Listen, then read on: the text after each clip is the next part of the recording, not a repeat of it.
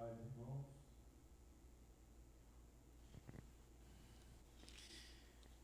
Como já anunciado, nós vamos falar hoje sobre a igreja e as pandemias ao longo da história. A gente vai ver algumas coisas bastante interessantes e eu creio em Deus que tudo tem um propósito. Vamos orar, meus irmãos, pedir a bênção de Deus e que Ele esteja junto conosco diante desse desafio, dessa aula dominical. Santo e eterno Deus, obrigado, Senhor, porque Tu nos permite estar aqui e falar, Senhor, e transmitir um pouco, Senhor, do que Tu fizeste ao longo dos anos para a nossa igreja, Senhor, e para que chegássemos aqui, Senhor, com a fé e a necessidade de Te servir cada vez melhor. Em nome, por amor de Jesus, é que te oramos. Amém. Meus irmãos, eu vim com o desafio aqui, além da gente dar aula, tentar, interagir com vocês. Então, a primeira coisa que a gente vai fazer, eu fiz um quiz, em que a gente vai ver onde é que você está, qual bairro e cidade você é. Eu vou pedir aí um apoio aí para a gente ver se consegue. Tem um site, se você conseguir, muito bem, se não conseguir não tem problema, mas tem um site aí chamado mente.com, e ele vai ser exposto e tem um código. Quando você entra nesse site, ele tem já para você colocar esse código. Quando você coloca esse código, aí você tem lá justamente essa pergunta: qual cidade e bairro, você está, de onde você está assistindo a nossa transmissão. Vamos tentar ver se a gente consegue, e aí você coloca, a gente tenta ver aí de onde você está,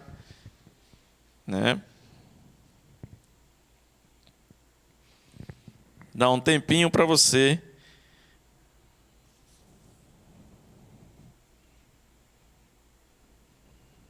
E aí você vai responder justamente isso aí. É uma forma da gente interagir.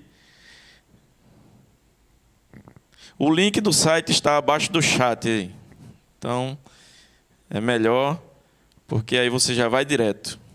Tá bom?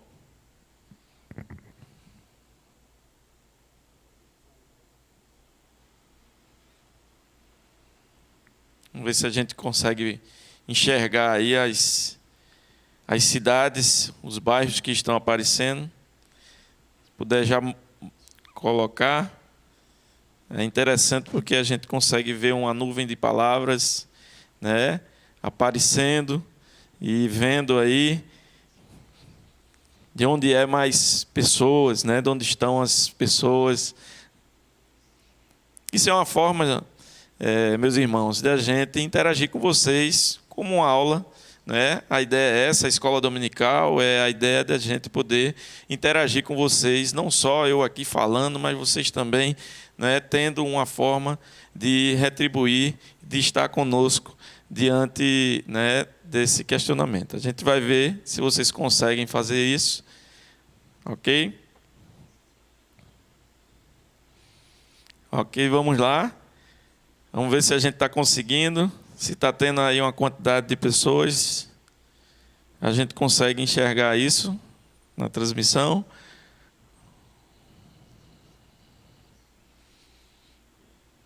Ok?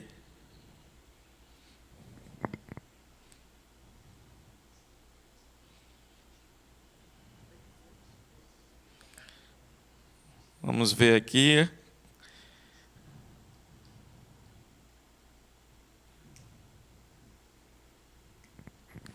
Olha aí, ó. A gente está conseguindo enxergar aí, ó. No Recife, Madalena, Cordeiro, uma quantidade enorme de pessoas. Olha aí, muito bom, muito bom. Isso aí vai dar uma possibilidade, se está funcionando, a gente depois de fazer um quiz com vocês, para ver se vocês realmente acompanharam a aula como um todo. Então, se isso deu certo, a gente vai para frente, vamos seguir a sequência da aula propriamente dita. Legal, gente, muito bom. Vamos lá. Olha aí, ó, aparecendo qual cidade e bairro você está assistindo essa escola dominical. Muito bom. Ótimo, gente. Vamos agora, a gente vai ver, eu vou dar fazer um contexto geral aí, um pouco do Antigo Testamento, Novo Testamento, em que fala, a Bíblia, ela, no Antigo Testamento, ela cita aí 61 vezes o termo pragas e surto, em relação a doenças contagiosas. A gente vai perceber que o livro de 2 Samuel, lá no capítulo 24, do versículo 13 ao versículo 15, né? Eu vou ler para vocês aí, rapidamente. Diz assim, veio, pois, Gade a Davi, né? Davi, depois de ter feito o censo e ter reconhecido o seu erro, o seu pecado, e vai diante de Deus, né? Pedir misericórdia, e Deus dá a ele uma palavra, através, né, de Gade, né, o profeta, em que ele teria aí 3 opções, e a gente vai ver o que diz a palavra. Veio, pois, Gade a Davi, já com a palavra de Deus, a resposta de Deus, e lhe fez saber, dizendo, queres que 7 anos de fome te venha à tua terra, ou que por 3 meses fujas diante dos teus inimigos, e eles te persigam, ou que por 3 dias haja peste na tua terra? Delibera agora e vê que resposta hei de dar ao que me enviou. Então disse Davi a Gade, estou em grande angústia, porque caímos nas mãos do Senhor, porque muitas são as suas misericórdias, mas nas mãos dos homens não caía eu. Então enviou o Senhor a peste a Israel, desde a manhã até o tempo que determinou. E de Dan até Berseba morreram 70.000 homens do povo. Então a gente vê aqui Deus, né, de certa forma, punindo, né, disciplinando o seu povo através de uma peste. Mas em Levítico 13, né, nas patas, Levítico como um todo, o Senhor recomenda, né, um distanciamento social aí por conta de higiene. E a gente vai ver que ao longo do tempo, um dos grandes problemas das endemias, né, das pandemias e tudo mais, o problema de higiene. E em Levítico Deus já trata isso, né, onde pede o afastamento, principalmente daqueles que estão com lepra, né, que na época era uma das doenças mais problemáticas e que causaria, né, problemas para toda a população de Deus. No Novo Testamento, a gente vai ver Jesus consolando, curando, ressuscitando mortos, né? Estava quando e onde era necessário consolar. A gente percebe Jesus Cristo atuando junto aos seus, junto até aqueles que precisavam, independente de seus, né? A gente percebe Jesus junto do povo.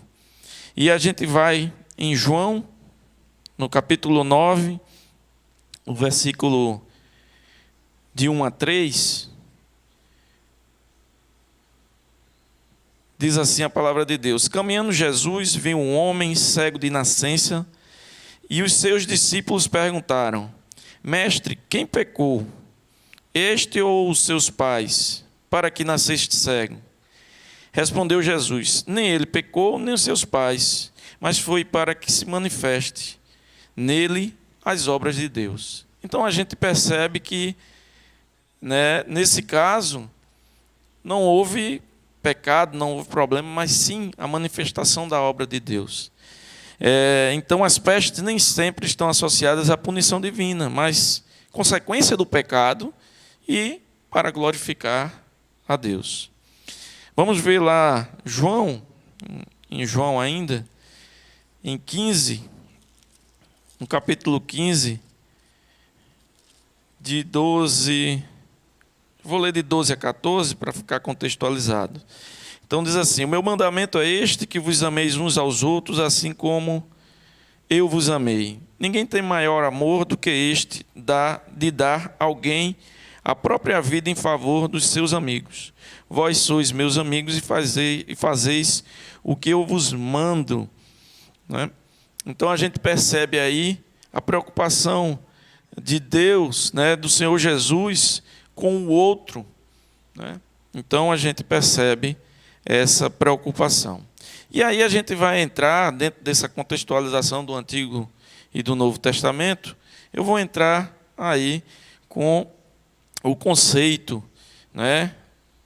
Conceito do que a gente trata aí de endemias, pandemias. Qual a diferença disso, né? Então, eu fiz uma pesquisa e a gente trata, por exemplo, surto são quadros de disseminação com números crescentes em pouco período de tempo em apenas uma região. Então, por exemplo, surto de dengue em um bairro de nossa cidade ou de uma cidade específica. Então, isso é um surto. Então, está tendo um surto na Madalena. Então, é localizado. Né?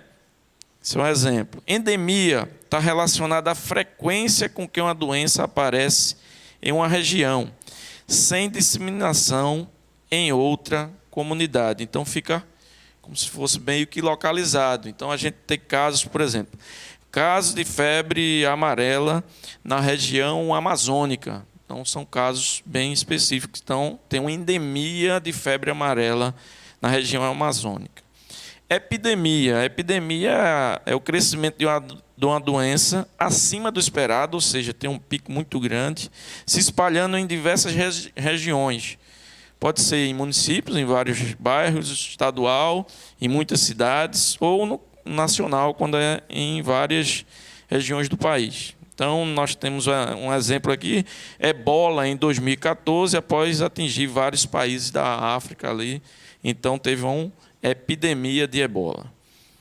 A pandemia, ela, na verdade, acontece quando afeta várias regiões ao redor da Terra, principalmente quando tem países, né, de alguns continentes. Então, quando atinge alguns países de continentes, então acaba sendo uma pandemia, que é o que está acontecendo agora, Covid-19, né, que a OMS decretou pandemia porque atingiu países ao longo de vários continentes.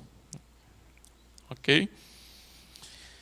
E aí, meus irmãos, eu verifiquei algumas endemias e pandemias, né, e que tiveram um grande significado ao longo da história e onde a igreja teve atuação. A primeira, na verdade, a gente não tem um relato da igreja como atuação, mas é para até a gente ter o registro, né, que foi o registro talvez mais antigo em relação a uma endemia, considerada como endemia, e como se fazia, qual era a diferença para a igreja, os cristãos fizeram. Então, a primeira que eu identifiquei foi a peste de Atenas. É uma doença endêmica, que foi a febre tifoide, o contágio relacionado à falta de higiene, devido a cidade estar cercada em uma guerra. Essa guerra era a guerra do Peloponeso, ou seja, Esparta e Atenas, e ali acontecia, Atenas era uma cidade cercada, né, de muros, e aí todo mundo ficou concentrado naquele local. Imagine uma guerra, né, em que não havia higiene, havia, na verdade, uma dificuldade de tudo que acontecia ali, e isso foi se proliferando. Isso aconteceu no período de 430 a 429 a.C., né? Aconteceu propriamente dito em Atenas, e o principal personagem afetado, ou seja, quem sofreu, uma das pessoas que sofreram com a peste foi Péricles, líder ateniano. Vocês terem ideia, Péricles era um líder conhecido, temido pelas suas estratégias, mas foi vencido por um inimigo invisível, que era justamente a febre tifoide. Tucídides, né, um historiador, relatou um fato bem interessante, que ele fala: os curadores nada podiam fazer, pois desconheciam a natureza da enfermidade. E, além disso, foram os pioneiros no contato com os doentes e morreram em primeiro lugar. O conhecimento humano mostrou-se incapaz. Em vão se elevavam orações nos templos e se dirigiam preces aos oráculos. Finalmente, tudo foi renunciado ante a força da epidemia. Isso diz um trecho lá do relato do historiador Tucídides, né?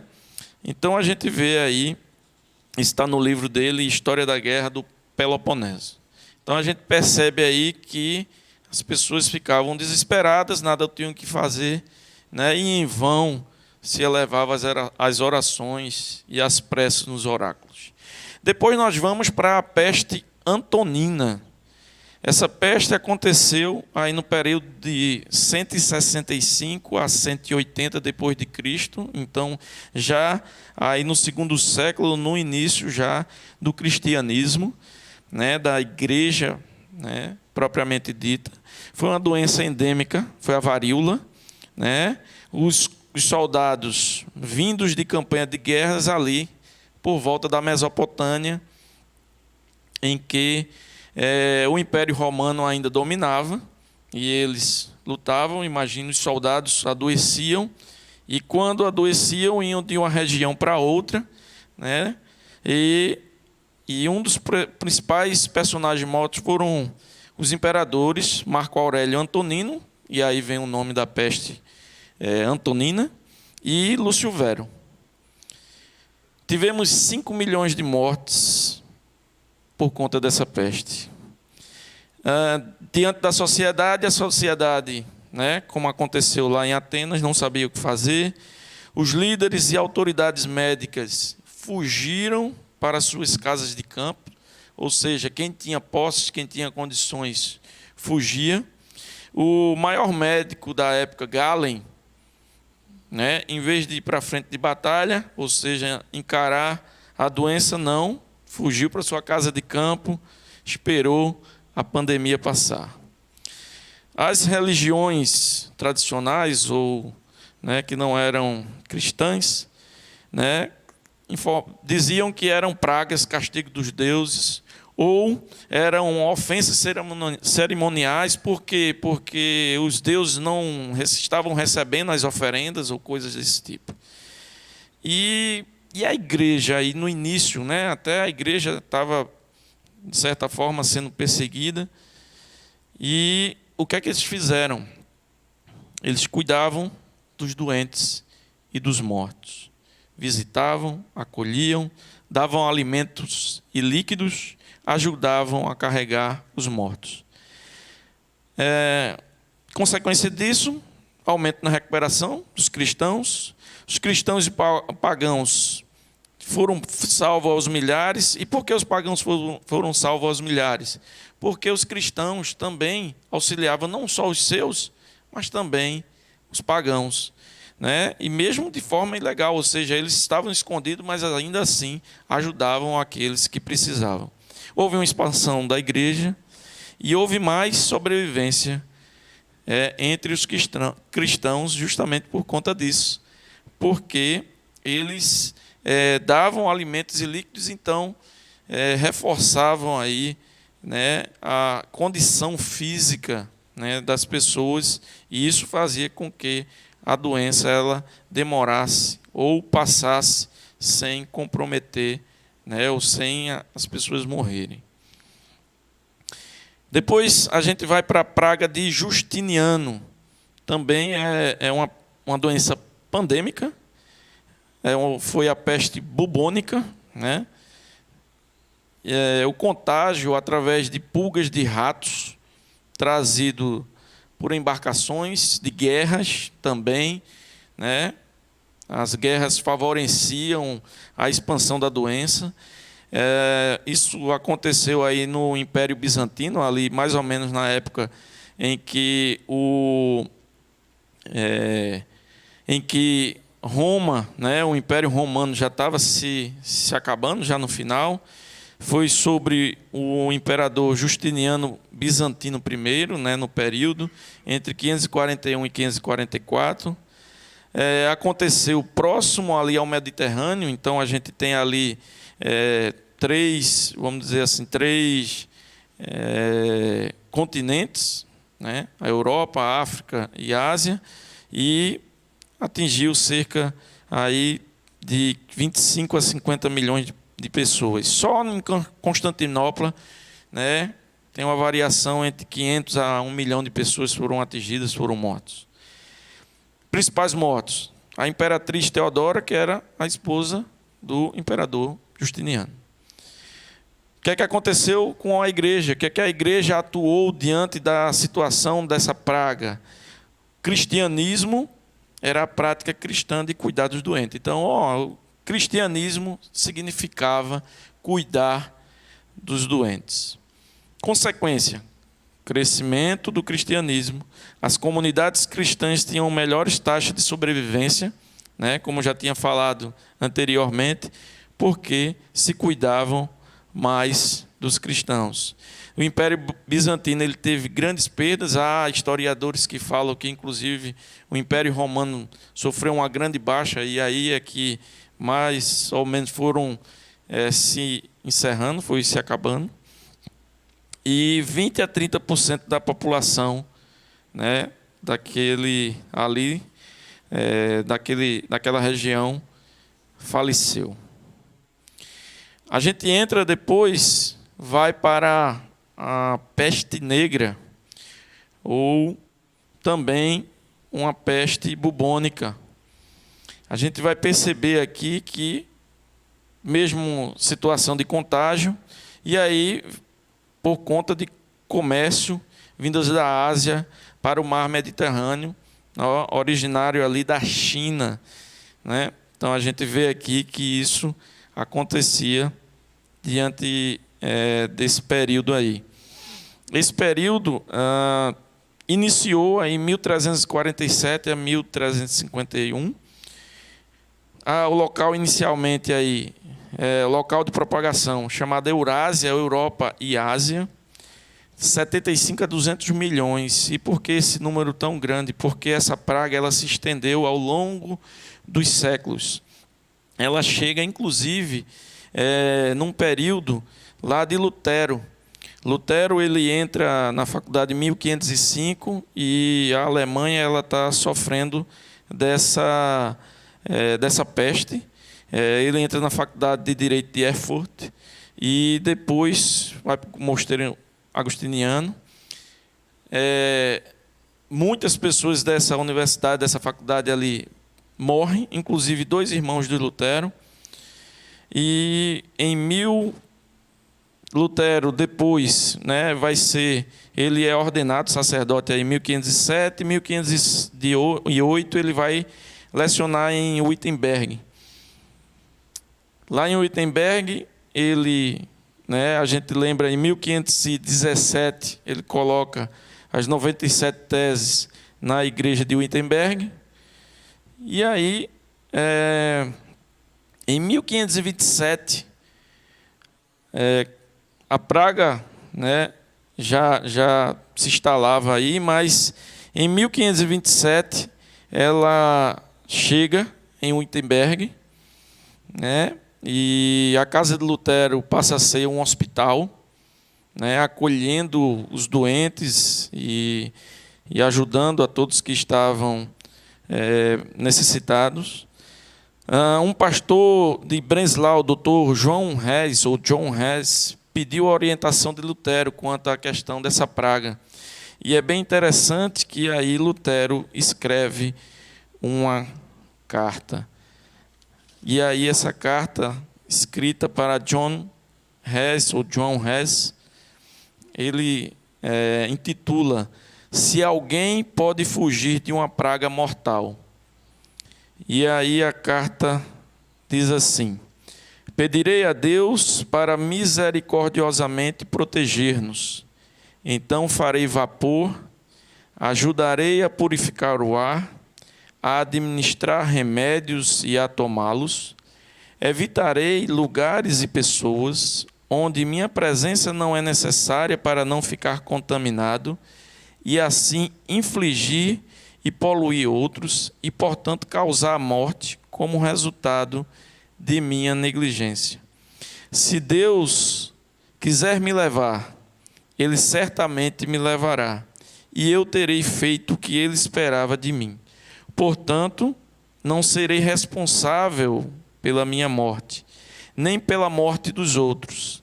Se meu próximo precisar de mim, não evitarei o lugar ou a pessoa, como declarado acima.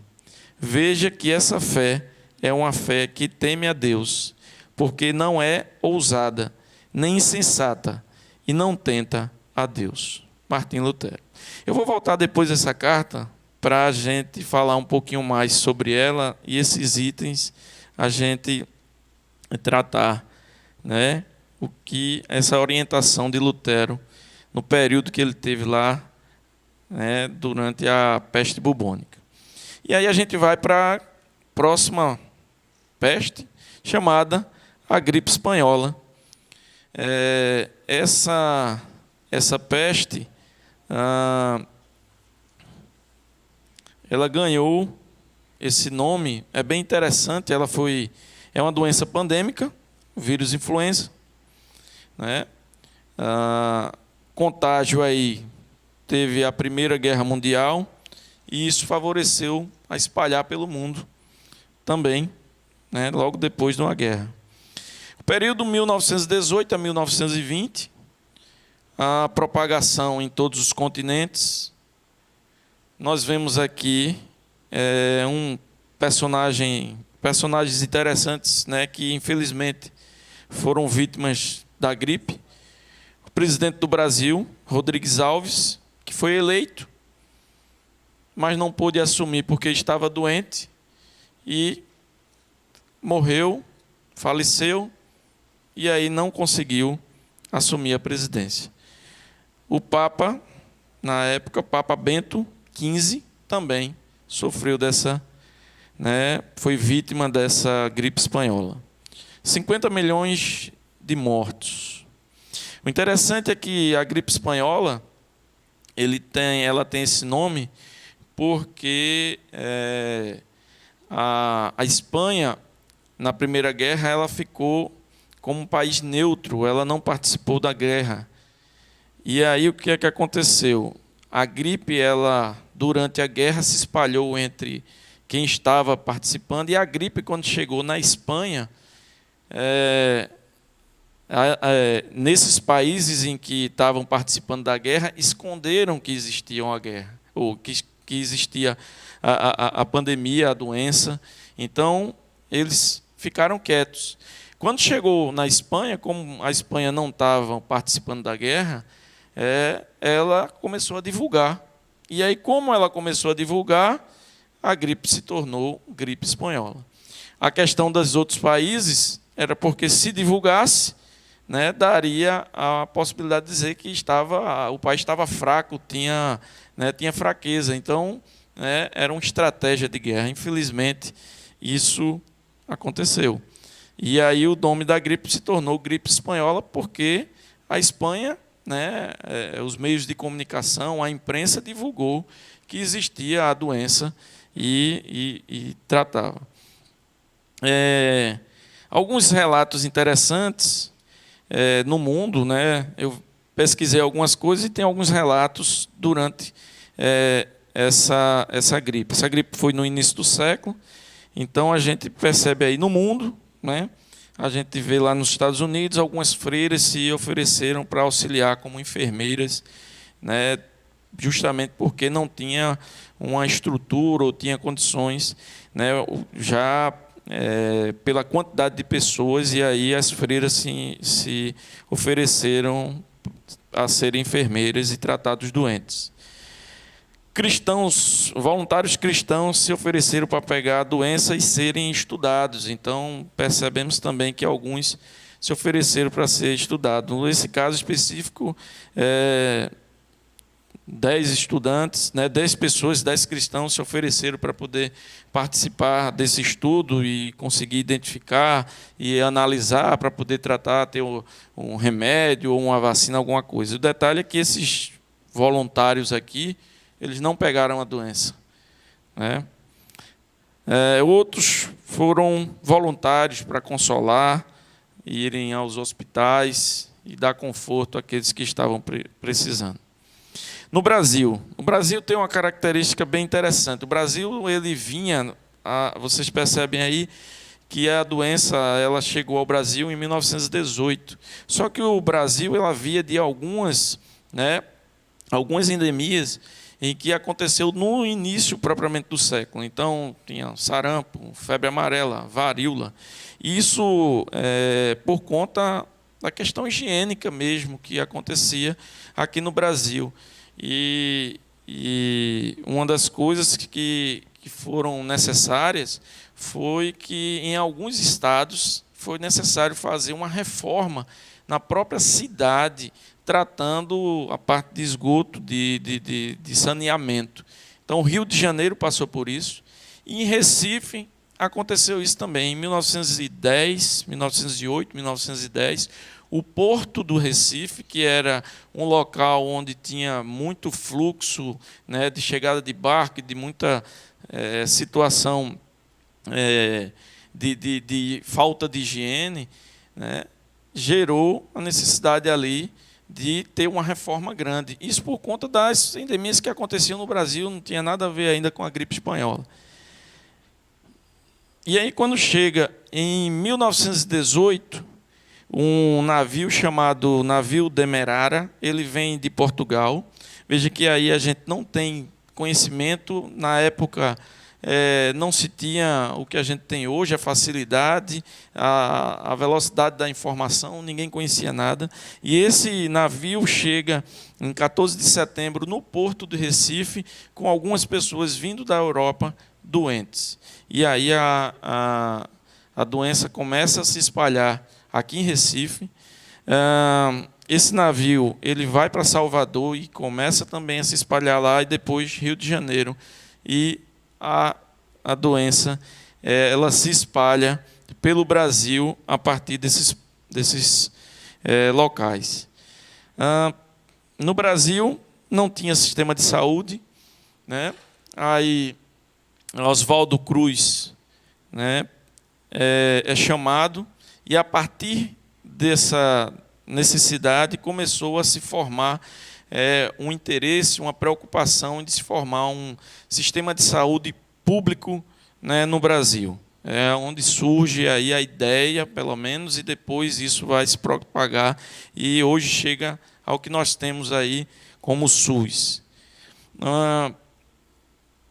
A igreja, nós percebemos aí a Igreja Presbiteriana de Curitiba, que durante esse período a igreja já existia e abrigou doentes que lotavam os postos de atendimento. Detalhe que nesse período, como eu falei, não tinha sistema de saúde pública. O que tinham eram hospitais privados e as Santa Casa de Misericórdia, que Misericórdia não tinha condições de atender a gripe espanhola. Em São Paulo, para evitar aglomerações, e aí vem o que acontece nas situações. Missas, orações diurnas nas casas católicas foram reduzidas drasticamente, a escola dominical das igrejas, os cultos das igrejas foram suspensos. No Brasil, nós tivemos aí 35 mil mortos nesse período devido à gripe espanhola. Não se tinha remédio, não se sabia o que fazia, alguns remédios foram caseiros, aí surgiam várias coisas, tipo um caldo de galinha, Até hoje a gente fala sobre o caldo de galinha, né? Nessa época, caldo de galinha para resolver, fumaça de alfazema, sal de quinino, que era tratado para malária. Então, foram coisas que foram tentadas para resolver a situação da gripe espanhola. Mas, meus irmãos, eu quero voltar aqui para a carta de Lutero. Então, diante dessas 5 situações que nós tivemos ao longo da história, a gente hoje chega à Covid-19 e o que fazer, como atuar, como tratar, o que a igreja fez. Como eu falei, a igreja ela foi, né, durante esses períodos, aquela igreja que atuou junto àqueles necessitados, foram atender aos que precisavam, era conhecida justamente porque ajudava, fortalecia, né, dava condições para que as pessoas pudessem se recuperar. Isso é certo? Isso é errado? A gente teria que fugir, teria que estar próximo. E aí eu vou para a carta de Lutero, que eu entendo ser uma carta que é bem sensata, bem interessante em relação à orientação que deve ser dada. Então, a carta de Lutero fala assim, diante da peste negra, se alguém pode fugir de uma praga mortal. E aí ele começa assim: pedirei a Deus para misericordiosamente proteger-nos. Então, a primeira coisa que nós temos que fazer é orar, colocar o joelho no chão, pedir com que Deus misericordiosamente nos proteja. E é isso que a nossa igreja, eu entendo que tem sido feito. Eu vou dar o exemplo da nossa igreja aqui, a Igreja Presbiteriana da Madalena, que é a mais próxima e que eu tenho visto, né, que todos têm participado, quem está acompanhando os cultos, as celebrações aqui, tem visto fazer. Então, em todos os cultos, nós temos orado, pedido a Deus, né, por essa situação, pelo Covid, pelas pessoas que estão passando por essa doença, que Deus tenha misericórdia, né, e possa nos proteger. Depois, Lutero fala: então farei vapor, ajudarei a purificar o ar, a administrar remédios e a tomá-los. Né? Então ele veja que ele não se furtou, mas ele foi ajudar da forma que ele sabia, da forma que ele conhecia, da forma que ele podia ajudar. Fazer vapor, ajudar a purificar o ar, a administrar remédios e a tomá-los. Aqueles que puderam, dentro da nossa igreja, que estão, né, principalmente aqueles que são da área de saúde, não se furtaram, né, inclusive pessoas que da nossa igreja, infelizmente, tiveram a vida, né, ceifada por essa doença, porque foram para o campo de batalha e foram batalhar, né, em prol da vida de outros. Ele segue dizendo: evitarei lugares e pessoas onde a minha presença não é necessária, para não ficar contaminado, e assim infligir, a possuir outros e, portanto, causar a morte como resultado da minha negligência. Vocês veem que Lutero coloca que o isolamento social é importante para aqueles que não têm necessidade de estar em outros lugares. A igreja tomou a decisão, né, e até seguindo os órgãos e a orientação dos órgãos públicos, né, de não ter os cultos. Agora já estão voltando, mas ainda assim, a nossa igreja tomou a decisão sábia de evitar com que houvesse aglomeração. E nós, como cristãos, na nossa igreja, também deve seguir a mesma orientação. Se não é necessário estarmos naquele lugar, não é necessário que devemos ir. Então vamos ficar, né, nos recolher, né, e mantermos, né, a nossa, porque a nossa presença pode ser perigosa para outros, né? Então vamos manter o isolamento social quando for possível. Se Deus quiser me levar, Ele certamente me levará e eu terei feito o que Ele esperava de mim. Você não tem o poder de decisão sobre a sua vida, Deus está acima de tudo. Ele, se quiser, vai levar, seja pela Covid ou seja por qualquer outra circunstância, meu irmão. Então, isso Lutero colocou, isso é verdade, e a gente entende que é assim, Deus está acima de tudo, né? Portanto, não serei responsável pela minha morte, nem pela morte dos outros, porque Ele é responsável. Ele tem a responsabilidade sobre os atos, né, de, quando for necessário, atuar, quando não for necessário, se isolar. Se meu próximo precisar de mim, não evitarei o lugar ou a pessoa, como declarado acima. Mas quando for necessário estarmos, não devemos nos furtar. Então, a nossa igreja, ela tem estado, muitas vezes, auxiliando, ajudando, colaborando, né, dando assistência àqueles que precisam. Os cultos não pararam, o pastor sempre, né, os pastores têm vindo, né, aqui, aqueles que estão conosco também, né, louvor, pregação, entre outras coisas, liturgia, as pessoas que estão abrindo a igreja. Então, todos estão dentro de um contexto esse necessário, né, para o conforto, para o apoio, para estar junto aos irmãos, sem necessariamente isso ser de forma irresponsável. E aí Lutero continua, diz assim: veja que essa fé é uma fé que teme a Deus, porque não é ousada, nem insensata, e não tenta a Deus. A gente entende que isso é de forma responsável, que não está tentando a Deus, mas está se preocupando com o outro. Assim como a Bíblia diz que nós devemos nos preocupar com o outro, porque isso é importante como igreja. Então, meus irmãos, o que eu quero colocar é que, apesar das dificuldades, de tudo que já passamos com relação a crises, né, principalmente endêmicas, pandêmicas, a igreja ela tende a crescer, a se expandir.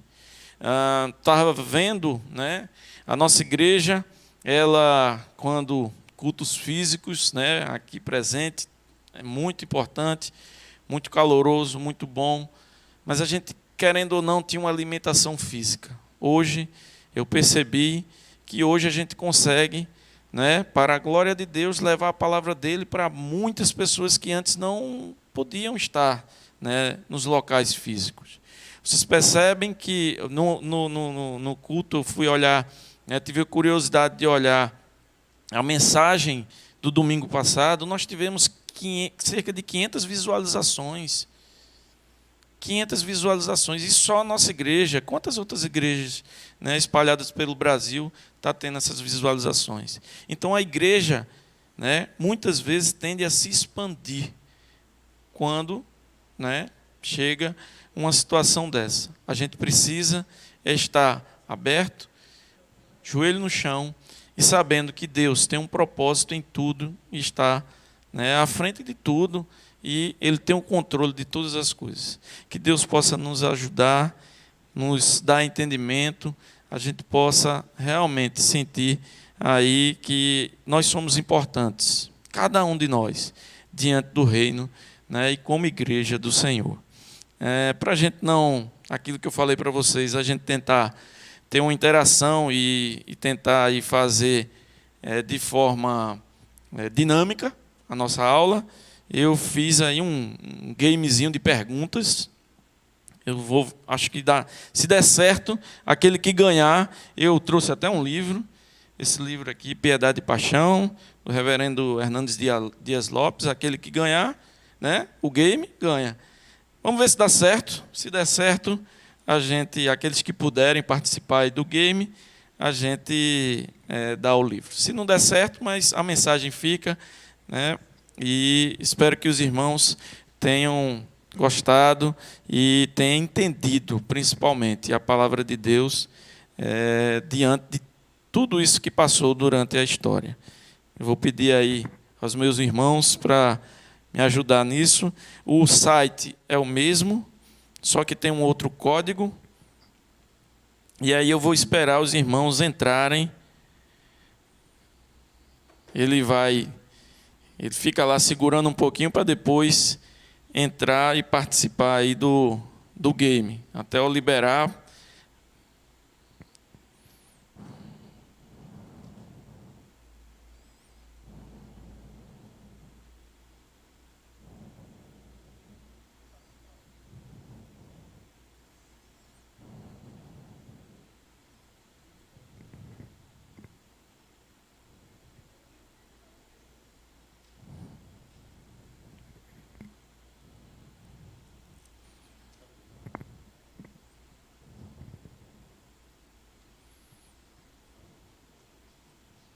Aí está no...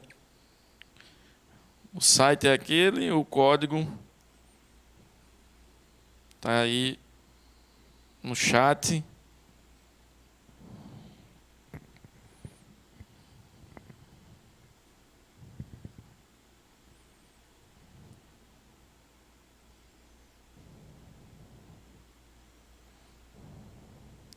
Vamos ver se consegue aí, a gente consegue ter...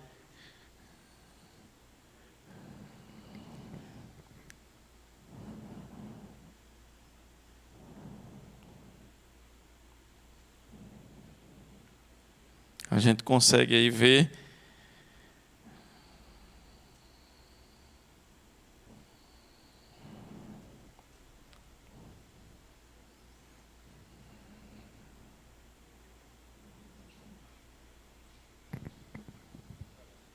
Conseguiu?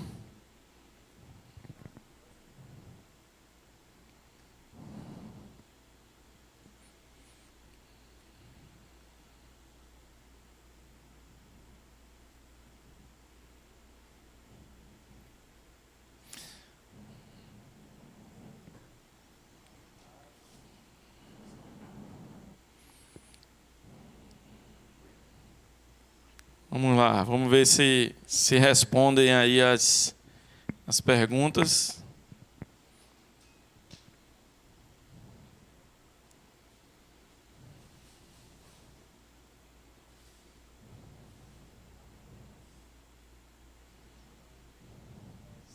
Olha aí, já estão esperando.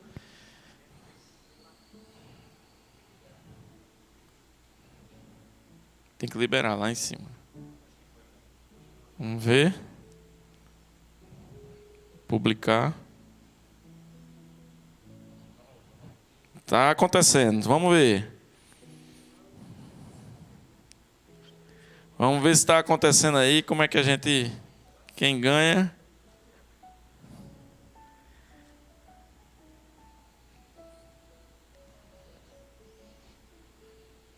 E aí? Vamos ver se dá certo.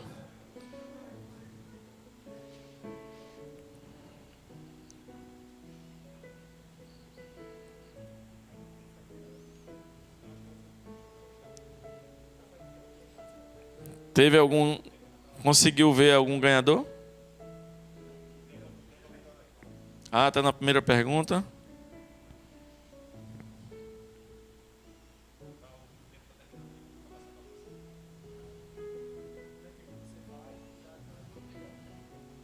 Isso.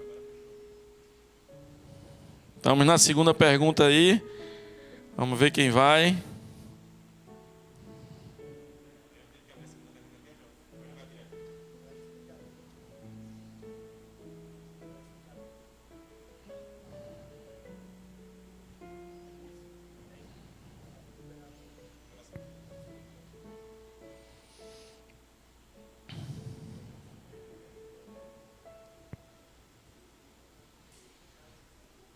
Estamos na segunda.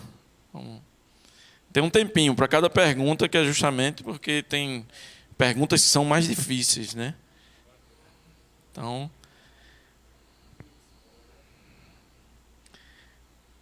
aí a gente vê aí quem é que consegue responder mais rápido, a gente tem essa interação na escola dominical, né?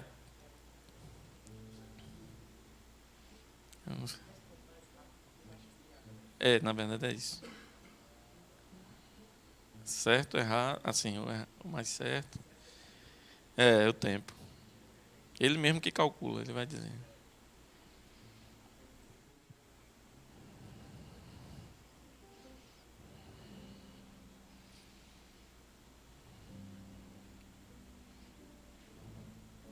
Estamos indo aí. Tá no segundo? 10 segundos para terminar aí. A segunda resposta, aí são 3, certo? Isso tem a ver também com, né, o ganhador, muitas vezes se está certo e a velocidade. E o próprio sistema ele que vai dar, né, quem é que é o vencedor. Tá certo? Estamos na terceira pergunta agora. Olha aí.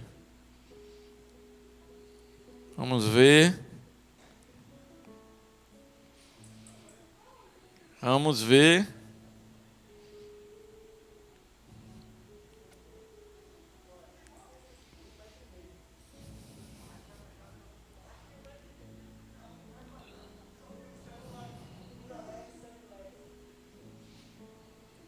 Olha aí. Já vai dar o resultado?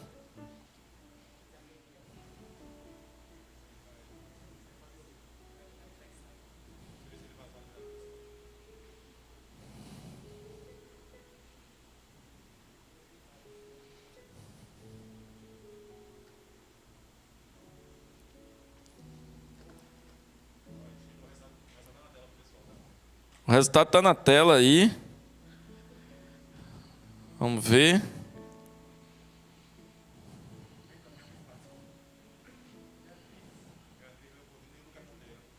Beatriz Leopoldina e Lucas Monteiro.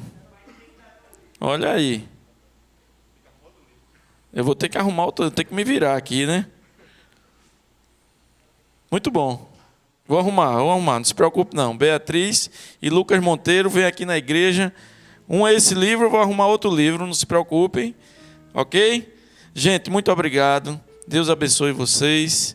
E espero que tenha sido uma aula proveitosa, que vocês tenham crescido com essa aula. Um abraço, meus irmãos.